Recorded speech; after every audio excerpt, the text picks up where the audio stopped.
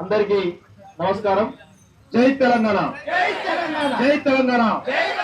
Outsourcing ఉద్యోగులు వెంటనే, outsourcing ఉద్యోగులు వెంటనే, ఏజెన్సీ వ్యవస్థలు వెంటనే.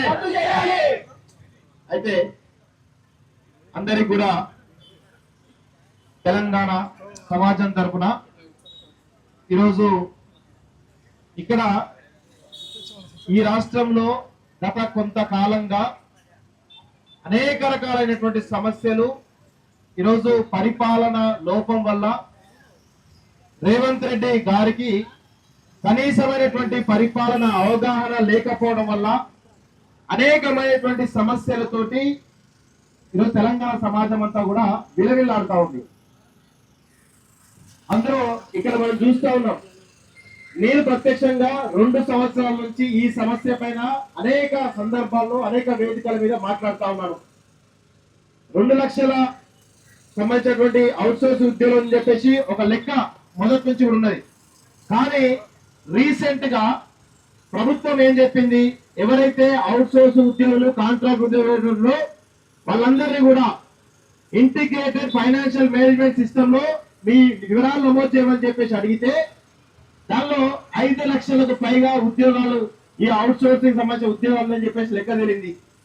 దానిలో భాగంగా విచిత్రాతి విచిత్ర విషయం ఏంటంటే కొన్ని డిపార్ట్మెంట్లలో కొంతమంది ఉన్నతాధికారులు కొంతమంది పొలిటీషియన్స్ కలిసి అసలు ఎవరైతే జాబ్ చేస్తున్నారో వాళ్ళ వివరాలు కూడా నమోదు చేయడం పరిస్థితి కూడా కొన్ని వేల మంది ఉన్నారు. అంటే కేసీఆర్ కాలం నుంచి రేవంత్ రెడ్డి వరకు కూడా కొన్ని వేల కోట్ల కుంభకోణం ఈ అవుట్ సోర్సింగ్ ఏజెన్సీల ద్వారా ప్రజల సొమ్ము వృధా అయింది అనేది చాలా స్పష్టంగా మనకైతే అర్థమవుతా ఉంది. ఈరోజు కేసీఆర్ ను కాదని, కేసీఆర్ అనేటువంటి దుర్మార్గుడిని కాదని మనం రేవంత్ తెచ్చుకుంటే తెలంగాణ నుంచి పొయ్యిలో పడ్డట్లేదు తెలంగాణ పరిస్థితి. అంటే ఎంత దారుణంగా తయారైందంటే కేసీఆర్ దుర్మార్గుడు, కేసీఆర్ దోపిడీదారుడు అనుకుంటే కేసీఆర్ ను మించిన దోపిడీదారుడు, కేసీఆర్ ను మించిన దుర్మార్గుడు రేవంత్ రెడ్డి తయారైండు.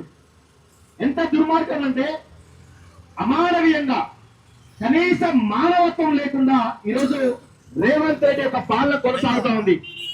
ఎన్ని సమస్యలు తెలంగాణ ఈ వారం రోజుల నుంచి నాగర్ కర్నూలులో ఒక చిన్న పాప చనిపోతే కనీసమైనటువంటి చర్యలు లేవు. అదే విధంగా ఇక్కడ మధు పార్క్ అనేటువంటి ఒక అపార్ట్మెంట్ లో కూల్చేసి అక్కడ గాంధీ విగ్రహం 5,000 కోట్లతో కడతా అని చెప్పేసి దాదాపు 500 ఫ్యామిలీలు కాకుండా చుట్టుపక్కల 10 ఎకరాలకు సంబంధించిన భూములను కూడా తీసుకుందామంటే ఒక ప్లాన్ లో ఉన్నాడు. నిన్నటికైనా ఖమ్మంలో వెలుగుమట్లలో భూదాన్ భూములు 100 గజాల ప్లేస్ లో కట్టుకున్నారు. అది కూడా భూదాన్ ఇచ్చినటువంటి ప్రొసీడింగ్స్ ప్రకారం న్యాయపరంగా కట్టుకుంటే వాళ్లను నిర్దాక్షిణ్యంగా కట్టు బట్టలతోటి ఆ కూలీ బతుకులన్నింటి కూడా రోడ్డపాలు చేసి 4 రోజులుగా తిండి పెట్టకుండా దుర్మార్గం చేస్తా ఉన్నారు. ఈ రోజు ఇక్కడ చూస్తా ఉన్నాం అవుట్ సోర్సింగ్ ఉద్యోగులు ఇంతమంది గత 2 సంవత్సరాల నుంచి మాకు సరైన జీతాలు ఇవ్వండి, మా పిల్లల్ని చదువుకోవడానికి కనీసమైనటువంటి స్కూల్ చదువుకోవాలంటే వాళ్ళకి జీతాలు సరిగ్గా రావాలి, మాకు కనీసమైన రెంట్లు కట్టుకోవడం కూడా మా జీతాలు సరిపోతాయని చెప్పేసి 2-3 సంవత్సరాలుగా అనేక రకాలుగా కొట్లాడుతూ ఉంటే ఈరోజు వాళ్ళు ఉద్యమాలు తీవ్రతరం చేసే భాగంలో భిక్షాటన చేస్తా ఉన్నారు, అర్ధనగ్న ప్రదర్శన చేస్తా ఉన్నారు. ఈరోజు గాంధీ మార్గంలో చేస్తా ఉంటే ఇక్కడ చూస్తున్నాం కదా పోలీస్ డిపార్ట్మెంట్ అంతా మిమ్మల్ని కట్ట చేసే ప్రయత్నం చేస్తా ఉన్నారు. ఇక్కడ ఎంతమంది వీళ్ళని కట్ట చేసేటువంటి ఒక ప్రయత్నం కూడా చేస్తున్నారంటే ఎంత దుర్మార్గంగా, ఎంత కర్కశంగా, ఎంత కర్కోటకంగా ఈ యొక్క ప్రభుత్వం వ్యవహరిస్తుందో అందరం కూడా అర్థం చేసుకోవాలి. ఎంత దుర్మార్గం అండి. ఏజెన్సీల ద్వారా మనకు వచ్చేటువంటి జీతం కంటే కూడా బేసిక్ జీతం 15,000 వస్తే మనకు వచ్చేటువంటి జీతం 13,000 రూపాయలు.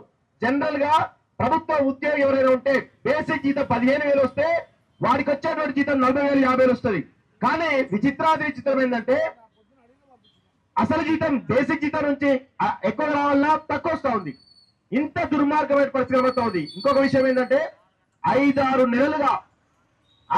నెలలుగా ఈ అవుట్ సోర్సింగ్ ఉద్యోగులందరికీ కూడా జీతాలు రాక మొన్న సూర్యాపేటలో ఒక అవుట్ సోర్స్ ఉద్యోగులు ఆత్మహత్య చేస్తున్నాడు. ఇలాంటి సంఘటనలు చాలా ఉన్నాయి. అంటే అప్రపాలై ఆ కుటుంబాన్ని పోషించుకోలేక, పిల్లల్ని చదివించుకోలేక, భార్యకు సరైన తిండి పెట్టలేక ఎంత ఇబ్బందికరమైన పరిస్థితులు ఉంటామంటే కనీసంగా ఆ రోజు రేవంత్ రెడ్డి ఇచ్చినటువంటి హామీ కదా, మీరు మాకు ఓట్లు వేయండి, మీరు మాకు ఓట్లు వేపియండి, తద్వారా మేము అధికారంలోకి వస్తాం, అధికారులకు వచ్చిన వెంటనే ఈ అవుట్ సోర్స్ సంబంధించినటువంటి ఉద్యోగ సమస్యలు మొత్తం పరిష్కారం చేస్తామని చెప్పేసి మేనిఫెస్టో చెప్పిండు. అనేకమైనటువంటి బహిరంగ సభల్లో కూడా చెప్పినటువంటి విషయం మనందరూ కూడా తెలుసు కదా.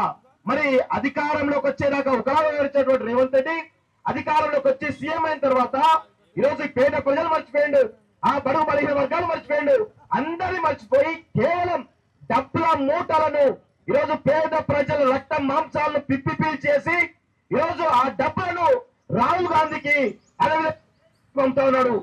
ఇంత దుర్మార్గమైనటువంటి పరిస్థితులు ఎక్కడ చూడలేదు. కేవలం తెలంగాణను దోచుకొని ఈ తెలంగాణ డబ్బులతోటి రేవంత్ రెడ్డి పూర్తిగా రాహుల్ గాంధీని ఐశ్వర్యవర్షుడిగా చేసేటువంటి ప్లాన్ చేస్తా ఉన్నాడు. ఈ డబ్బులన్నింటి కూడా దేశవ్యాప్తంగా ఎన్నికల్లో ఖర్చు చేయడానికి ప్రయత్నం చేస్తా ఉన్నాడు. ఇదందరూ కూడా గమనించాలి. రేవంత్ రెడ్డి చేస్తున్నటువంటి మోసం అంతా ఇంత కాదు, ప్రతి ఒక్కరిని కూడా మోసం చేస్తా ఉన్నాడు. ప్రతి వారిని తెలంగాణలో ఉన్నటువంటి ఉన్న వనరులను ఏవైతే కేసీఆర్ దోచుకోగా మిగిలిన వనరులన్నింటి కూడా దోచుకొని కేసీఆర్ బొక్కలు మిగిలించుడు. ఆ బొక్కల్ని కూడా వదిలిపెట్టకుండా ఈ దుర్మార్గులందరూ కూడా చాలా దుర్మార్గంగా కర్కశంగా దోచుకొని తెలంగాణ సర్వనాశనం చేసే విధంగా వీళ్ళందరూ కూడా తెలంగాణ సమాజం యొక్క రక్తాన్ని తాగుతా ఉన్నారు ఈ దుర్మార్గులంతా కూడా. దయచేసి ప్రజలందరూ కూడా గమనించాలి. మనం చేయబోయేటువంటి భవిష్యత్తు రాజకీయాలు ఖచ్చితంగా మీరందరి చుట్టే తిరగాలి. మీ సమస్యలు ఎవరైతే పరిష్కారం చేస్తారో వాళ్ళకే ఓట్లేసే విధంగా మీ యొక్క ప్రయత్నాలు ఉండాలి తప్ప ఎవరో వచ్చిండు ఎవరో హామీ ఇచ్చారని చెప్పేసి దయచేసి వాళ్ళ మాయలో పడొద్దని చెప్పేసి కూడా ఈ రోజు ఈ సందర్భంగా తెలియజేస్తూ, రేవంత్ రెడ్డి గారు మీరు మీ యొక్క తీరును మార్చుకోవాలి. మీ తీరును మార్చుకోకపోతే ప్రజలు కేసీఆర్ ను ఏ విధంగానైతే ఫామ్ హౌస్ లో పడుకోబెట్టిందో అంతకంటే దారుణంగా మీకు ఆ శాస్తి తప్పదనే విషయంలో గుర్తు చేస్తారు రేవంత్ రెడ్డి గారికి. ఎంత దుర్మార్గం. ఒక చిన్న సంగతి చెప్తా మిత్రులారా, ఖమ్మంలో ఆ వెలుగుమట్లలో మీ అందరూ చూసే ఉంటారు. ఆ 100 గజాల ప్లేస్ లో ఆ పేదవాళ్ళు కూలి పని చేసుకునేటువంటి బతుకులు భూదాన్ బోర్డు ఇచ్చేటువంటి భూములకు సంబంధించి వాళ్ళ భూదాన్ ఇచ్చిందని చెప్పేసి వాళ్ళు ఇల్లు కట్టుకుంటే రేఖల షెడ్లు కట్టుకుంటే చుట్టుపక్కల మొత్తం కూడా పొంగులేటి శ్రీనివాసరెడ్డి 100 ఎకరాల భూములు ఉంటాయి, పువ్వారాజయ్య 100 ఎకరాల భూములు ఉంటాయి, తుమ్మల నాగేశ్వరరావు 100 ఎకరాల భూములు ఉంటాయి. ఇక వీళ్ళ సామాజిక సంబంధించినటువంటి కమ్మ రెడ్డి రియల్ ఎస్టేట్ పార్టీకి సంబంధించిన భూములు 100 ఎకరాలు ఉంటే ఆ మధ్యలో ఈ భూములు ఉంది 60 ఎకరాలు. ఈ 60 ఎకరాలు కాదు 30 ఎకరాలే భూదాన్ భూమి అని చెప్పారు. అయినప్పటికీ కూడా 30 ఎకరాలు ఉన్నటువంటి ఈ యొక్క చిన్న పీర వాళ్ళను కడు పీర వాళ్ళను ఖాళీ చేపించి ఈ రోజు వాళ్ళ రోడ్ల బతుకులు ఉన్నాయి. ఆ యొక్క అంశాన్ని మేము కవర్ చేద్దామని పోతే నన్ను జర్నలిస్ట్ రఘు గారిని అరెస్ట్ చేయడం జరిగింది. అరెస్ట్ చేయడమే కాకుండా మా పైన 10 స్టేషన్లలో కేసులు పెడతా ఉన్నారు. ఇంత దుర్మార్గం ఎక్కడ చూడలే. కేసీఆర్ హయాంలో మా పైన ఎన్ని కేసులు పెట్టేప్పుడు కూడా మేము వెనకడు వేయలేదు. రేవంత్ రెడ్డి అంతకు మించి అంతకు 10 కేసులు పెట్టినా మేము వెనకడు వేసే ప్రసక్తే లేదు. తెలంగాణలో దుర్మార్గం వల్ల దుష్ట పాలన కొనసాగుతోంది.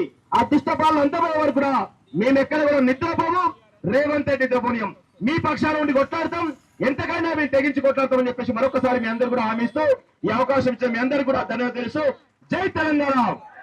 ఏజెన్సీ వ్యవస్థను వెంటనే అవుట్ సోర్స్ కార్పొరేషన్ వెంటనే